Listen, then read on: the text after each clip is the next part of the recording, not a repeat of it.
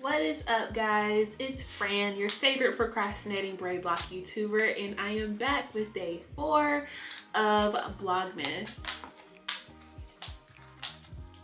What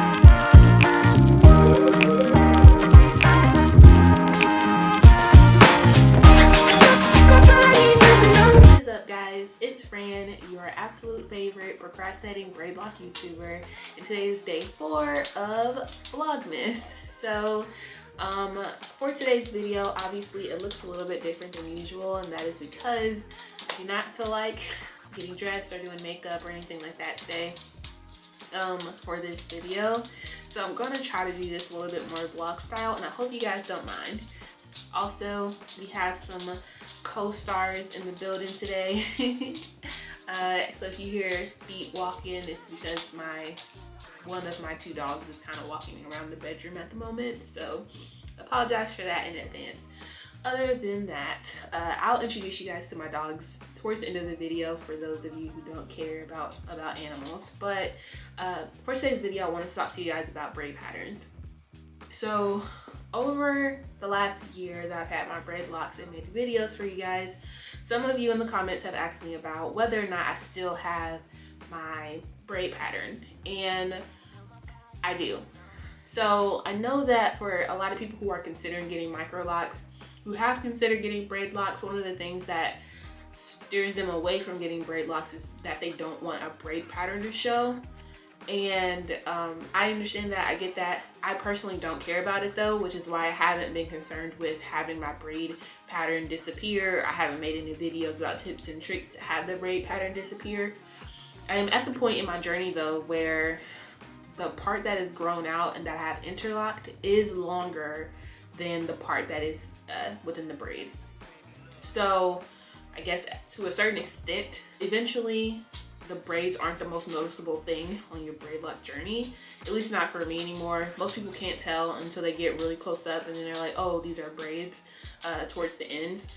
But as you can tell, it's probably like super obvious, this part of my lock is all interlocked, and then this part of my lock is braid. And the braid actually stops about like right here, and the rest of it is just curly ends. But yeah, I don't really care that my braid pattern hasn't disappeared. I know that some videos there are some videos on YouTube that do actually show how you can make your braid pattern disappear, but I would just say that if you do not want a braid pattern, maybe go with twist locks or start your locks with interlocks from the beginning rather than starting it with braids, because like there can be different types of tips and tricks to fully make your braid pattern disappear. But the best way that I've seen it is there's another braid lock YouTuber on YouTube that I've seen who, I think after she hit her 3-year mark, she took down the braids at the end and interlocked those instead. And I feel like that's probably what I might end up doing within maybe my 2 or 3 year braid lock mark. I might just take down the braid part and interlock it, but until then I'm not really very concerned about it. And honestly, I like my hair the way that it is. The interlock portion is nice and thick and full.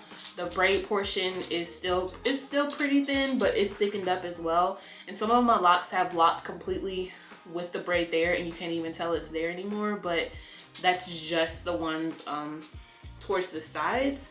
And honestly, you can't even tell the difference between those locks and the ones that still have the braids on the ends. So for me, it isn't a big deal. And yeah, sorry about that, y'all. I wish I could give you guys some better advice on that, but it just hasn't been very important for me to try to figure out how to make them go away. I like my braids, I like my curly ends, I like my portion that has been interlocked, and yeah, I don't really have any complaints there. So I wish I could give you guys some more advice on that, but I guess I would just say if you don't want your braids to still show after a year, then I would say maybe just go with starting your locks with twists or starting your locks with the interlocks. Other than that, I did want to let you guys know that I will be starting to have more type vlog-ish videos on my channel throughout this month, and that's just because I cannot think of 26 different ideas to have to talk to you guys about when it comes to my hair. I have a few different styles that I want to show you and a few different like maybe hacks that I haven't talked about before to put on here. But other than that, honestly, I don't have a lot, like 26 different ideas about hair to talk to you guys about. So I hope you guys don't mind me doing a little bit more vlog-ish style content. And part of that starts today. So I wanted to show you guys my fur babies. This is Missy. She is 13 years old. I got her from a rescue when I was in Alaska, when I was stationed in Alaska when I was still in the Air Force. And she is 13 years old. She is a wiener dog, and my vet actually thinks she's probably mixed with Yorkie. She was used as a breeding dog for most of her life. I think I adopted her when she was 9, so she was already a senior. And she is retired from that, obviously. Whenever she was put into the rescue, she was too old to continue having puppy litters, so they got rid of her, and I got her from the rescue. So she is going to retire and live a long, happy rest of her life with me. And yeah, so I love her very much. And then my other dog is Bentley. This is Bentley. He is a Labradoodle. He's 3 years old.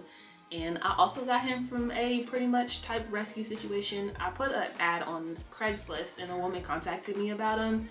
And she basically said that she got him for her granddaughter, and her granddaughter couldn't take care of him, basically. And when I went to go visit just to see like if I would want to adopt him as a dog, I saw that he was living in a crate that was for like a dog half his size. And you see he's like a pretty big guy. He's 70 pounds, stands just almost as tall as I do. And I just didn't want him staying in that environment. So I went ahead and brought him home, and I ended up, you know, we duked it out, we fought, I cried, he destroyed my house quite a few times. And I was able to put him into some training classes, and I did end up keeping him. He was pretty much considered, you know, to be a hot commodity and was traded home from home whenever he was a puppy. And I think I was like the 3rd or 4th home he had been in. I got him at 9 months old. So if that tells you anything about people, I don't really like whenever people buy dogs thinking they're going to be smaller, and then they find out they're going to be big dogs, and so they just get rid of them. I don't really like that. So he has been the 2nd fur baby in my family. So yeah, I hope you guys enjoyed meeting my dogs and getting to know me a little bit more behind the scenes. And ask me any questions that you might have about BRAIDLOCS. I will answer those down below in the comments. Other than that, thank you guys for watching, and I will see you in the next video.